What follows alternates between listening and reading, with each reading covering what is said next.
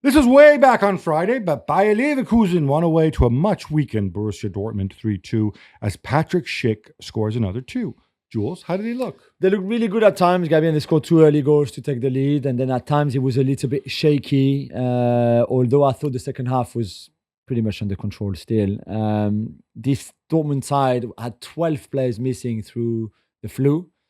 It's not the only team, by the way. Pretty much everywhere there's a lot of people going down with the flu, and players as well. Schick in top form.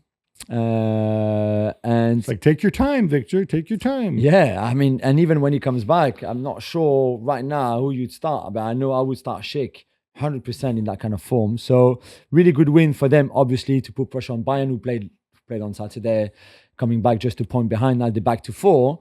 But at times, it looked like the Leverkusen of old, I thought, and at times it looked like the Leverkusen of this season.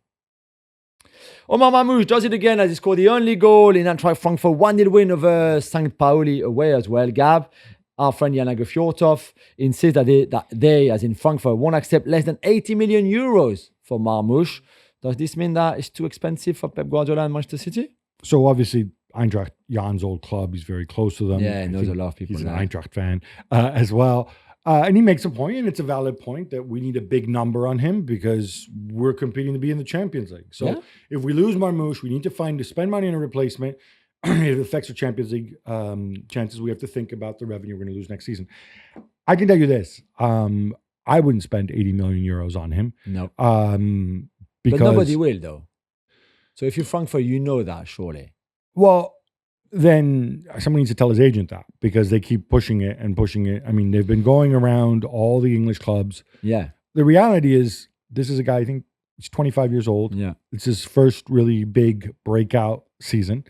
Yes, he's very, very fast and he's Egyptian. So it's like, oh, look, it's like Mohamed Salah. Yeah, he's not quite the same thing. Yet.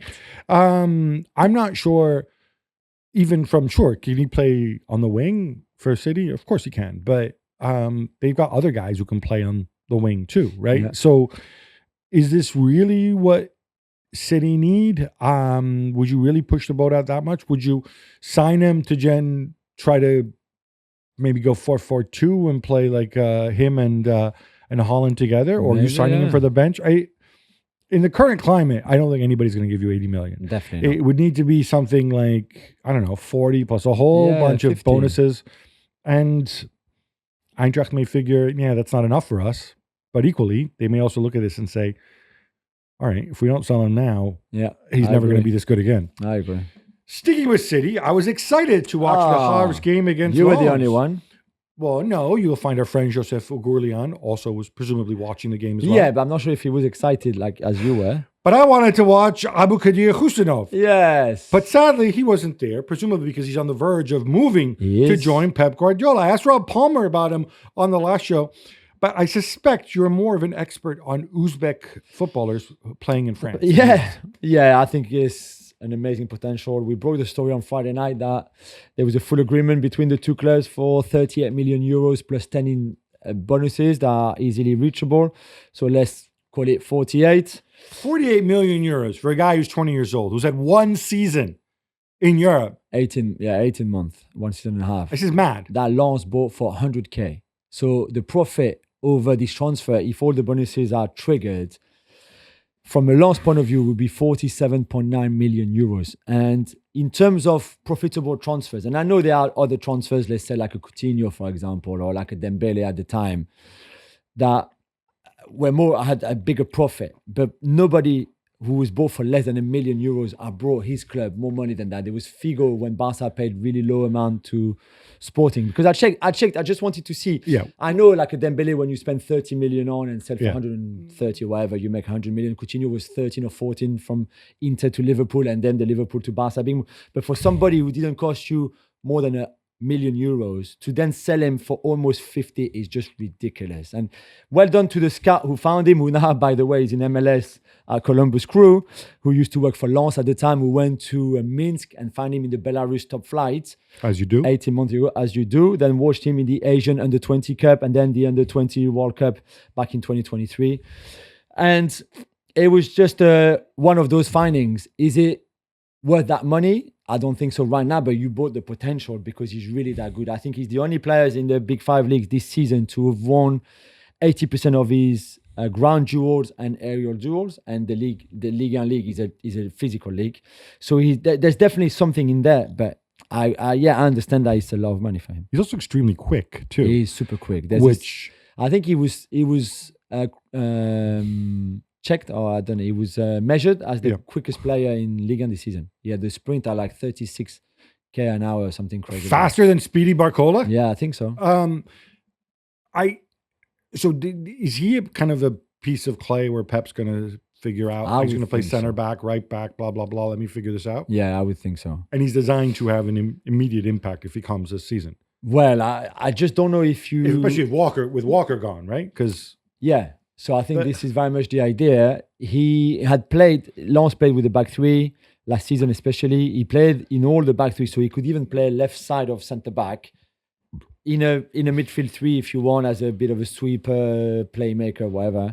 And then on the right, where I guess being right-footed is a bit more comfortable and can cover right back and right centre back. So I think there's something there for City. I can see why they wanted him now and not wait for the summer. There would have been more competition for other English clubs and other clubs in general.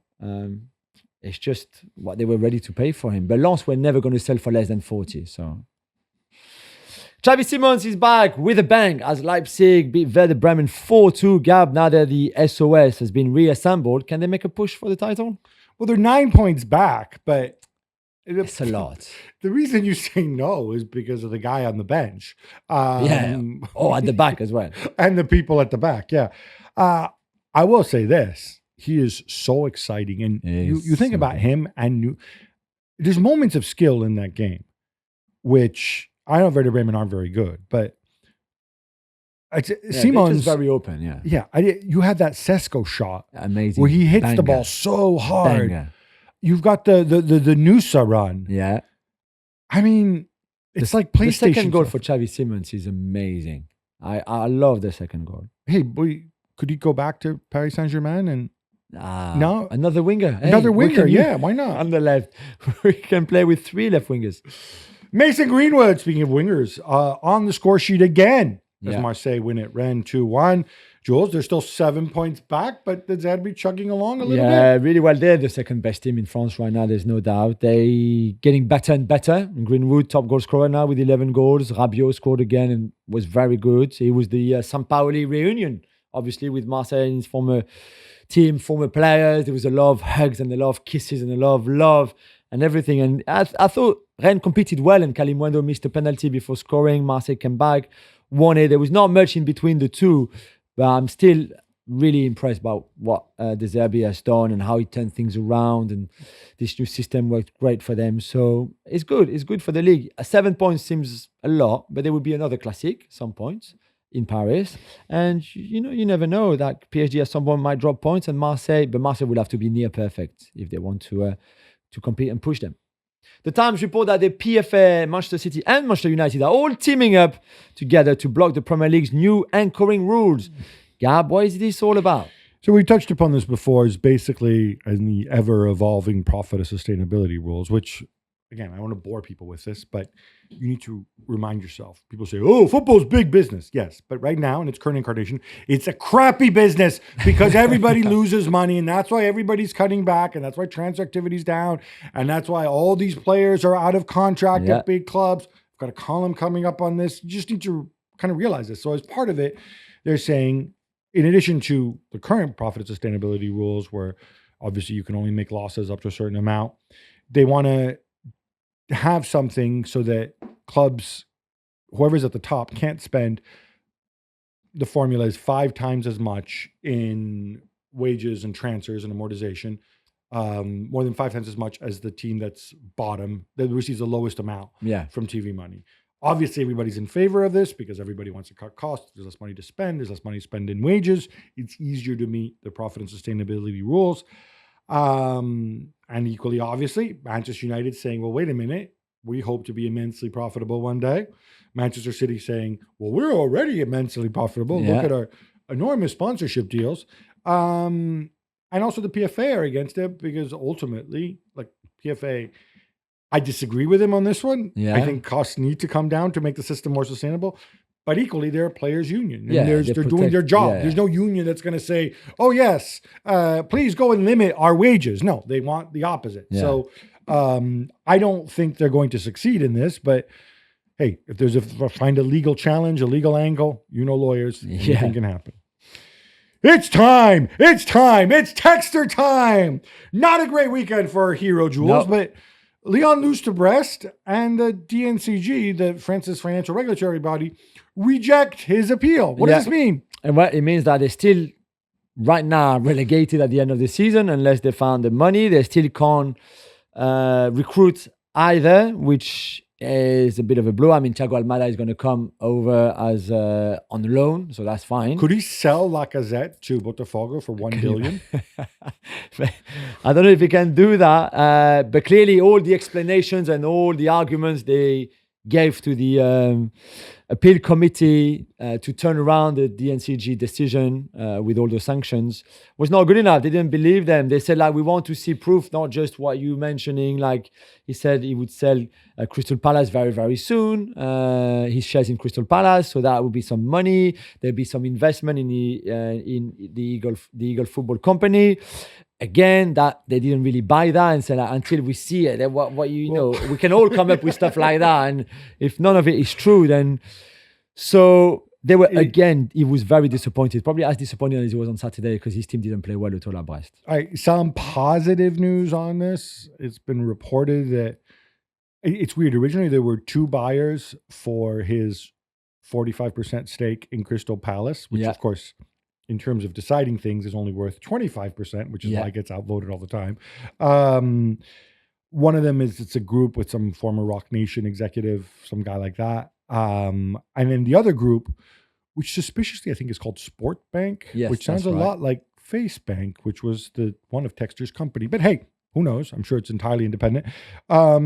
They were going to buy into Palace, and then somehow he's reportedly convinced him, no, buy into my Eagle Football Limited group, the consortium that controls Lyon and Botafogo, and was it Molenbeek? Molenbeek, yeah. Like, JT, if you get these guys to send you a check and you can fix your books, great, because Lyon fans deserve that. They do not deserve to be relegated. So let's hope it goes through. Who would pay 45% value for something that gives you 25% control? I genuinely don't know. Yeah. But maybe there's a carve out. Maybe, I don't know, maybe people are friends with Blitzer and Harrison Parish and they can work something out. Yeah, maybe they team up. I don't know. But it's not good. Anthony isn't getting any more playing time at United under Ruben Amorim, Gabby, as he did under Eric Ten Hag, to be fair. So I guess he's spending time doing other things. I'm assuming this guy already has lawyers on retainer who will do his bidding, given the number of women who've taken legal action against him for various reasons. So reportedly, he's decided to sue Ajax. Do you remember when he kind of forced his move from Ajax? It was right at the end of the window. That's right, yeah. And Eric Ten Hag, yes, you need to have him any price, 100 million, blah, blah, blah. Okay, yeah, sure, whatever. And then there were several games where he didn't play. Yeah. Well, Ajax ended up fining him for those. He's saying, well, wait a minute, I was available to play. You chose not to play me. Apparently, he cited some quotes from the Times saying, oh, he's not in the right frame of mind to play. You can't be fining me for that. So even though it's only a few $100,000, which, I'm assuming given Anthony's wages isn't that much, he's got time on his hands, so he wants to look after his business and make sure that he gets paid. Davy Moyes is officially in charge at Everton now, David, Jules. I love you. 2.5 years. Yeah. Did the Friedkins get this one right? Time will tell, I guess. Am I a fan?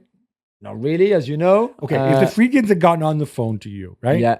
If they said, this is Ryan Friedkin here. I'm just finished flying my own plane, jumping out of it from 10 million feet into my private game reserve in Tanzania. What do you think? Should I go for Moyes? I would have said, pass me Dan. Dan, please. Dad. Tell me that you're not in agreement with this. No, I would not have. I think this is a fan token. Is that what you say? When you want to keep the fans happy and you think, hey, if I'm bringing a club legend back, which David Moyes is, to be fair to him at Everton, then maybe the fans will love us. It's a great start with the fan in our relationship. So maybe at that level, it might make some sense. Although I'm sure there are some Everton fans who are thinking like, really, David Moyes back after leaving 10 years ago or 12 years ago, whatever it was. Surely I think it was they deserve 13 maybe years ago even. Yeah, Or 12, 12 years ago. Yeah, Right. 2013. Yeah, after Sir Alex. I don't know. If I was an Everton fan, I would be completely underwhelming. I'm not saying I don't give David Moyes a chance to steady the ship, but 2.5 years, really? That's the part.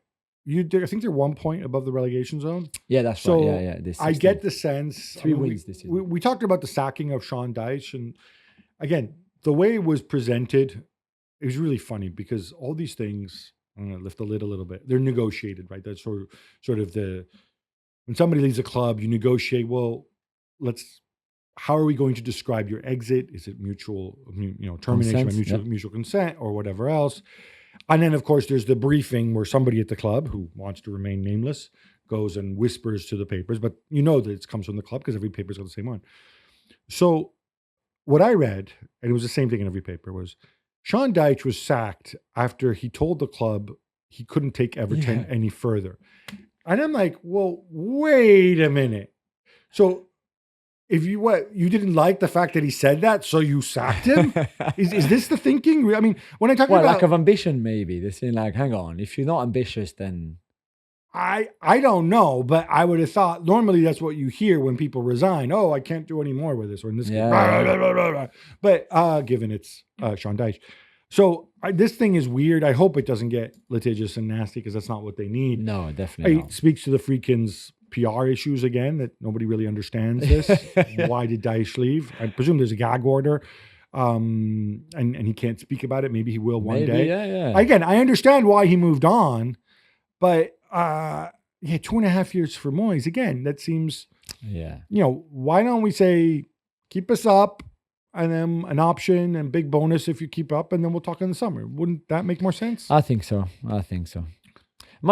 Sadly, we have to report a case of racist abuse in Serie B, Gab.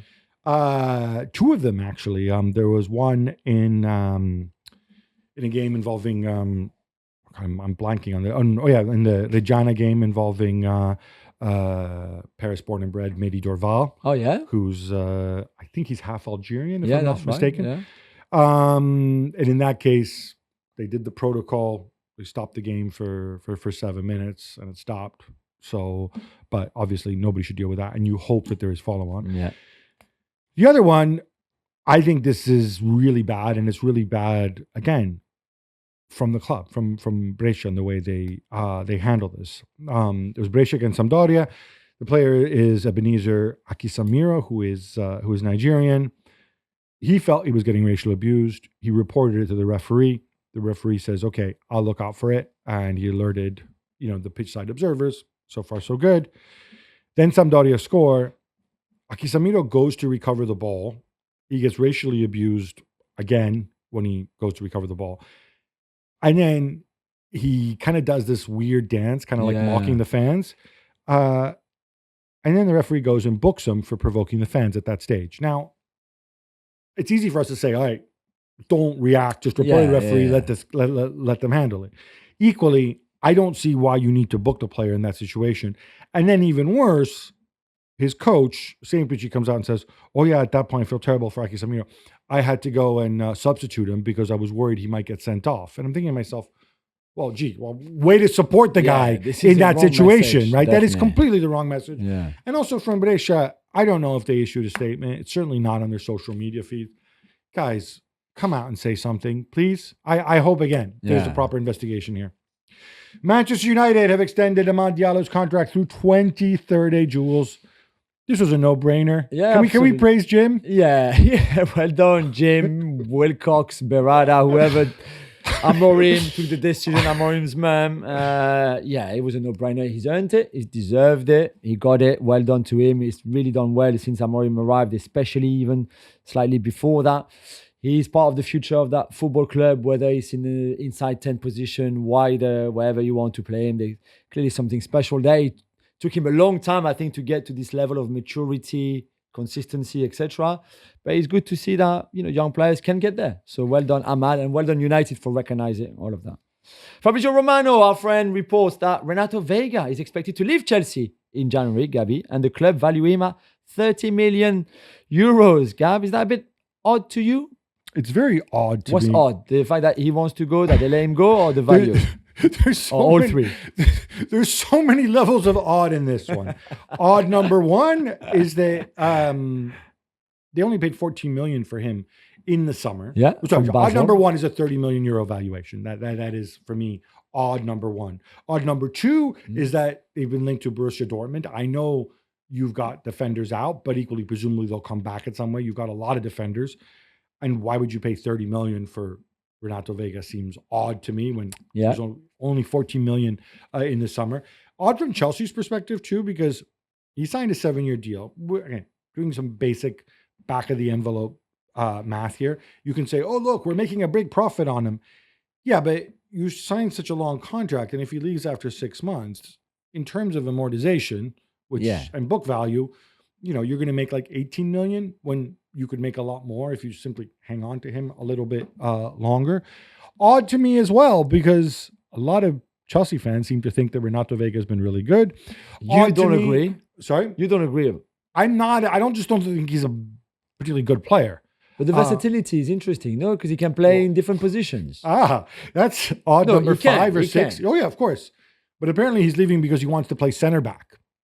So that's it. Go to the team that has Schlotterbeck and Sule and Valdemar Anton and whatever. That's another issue. So he doesn't see himself as versatile. He sees himself as a center back, even though so far he's really only played left back and defensive midfield. Yeah. Odd number 20. I don't know how many odds have come to. Yeah, there's a lot of odds. Okay, so you've got Moises Caicedo, who can play defensive midfield. You've got Romeo Lavia, who plays defensive midfield. Who's always injured, when though. fit, yeah. And you got Enzo. And then what? You got Dewsbury Hall. Yeah. Am I forgetting somebody?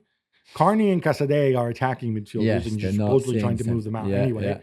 Is there another defensive midfielder I'm forgetting? I don't think so. Is Leslie coming back to play defensive midfield? I don't think so either. Are they going to bring the kid from Strasbourg who they paid all that money, the Brazilian guy? Andre Santos? I guess they could, but he's doing well in France. I mean, I don't quite follow this. And also, isn't he also your backup left back? He is, I know Malo Gustos had to play left back sometimes, but equally, is this really, you don't really want Malo Gusto playing left back regularly, do you? No, I don't think so. Yeah, so It's it one to seems keep odd. an eye on. Yeah, It seems like odd. there's something here Yeah. that we're missing. Khalidou Sidibe started in midfield for Guingamp in their 4-1 win over Annecy Friday.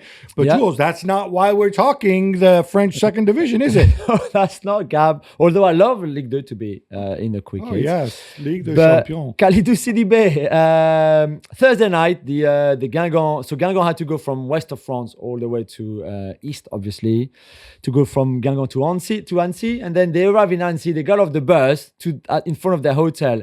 And Sidibe and 2 of his teammates witness a thief just snatching the phone of a woman's hand In front of their hotel. like not far from the hotel, yeah. And the woman screaming, and Sidibe sees the thief grabbing the phone and running off. So start chasing him with the other 2 Guingamp players. And if you don't know Sidibe, he's this tall, super strong, super fast guy. So obviously, the thief just picked the wrong place to steal the phone because in no time, Sidibe had caught him, grabbed the phone, put it on the floor, wait for the police to arrive. The police arrived, obviously arrested the thief, and they then gave the phone back to the woman who was very happy. And the next day, they have a wonderful performance and win 4-1. So well done, Sidibe and the Guingamp player who chased the thief. This is fantastic. It's a lovely story. Another championship story, but not in France, in England this time. Not so good story though, because the championship top scorer, Borja Sainz, Gabi, has been banned for 6 games for spitting at Sunderland's defender Chris Metham. Are you okay with that? I mean, not the spitting, but with the suspension? People are really upset by... It's not long enough, they think, or it's too long? I don't know. I always wonder with these suspensions, what are you trying to do? Like discourage spitting? Right, educate?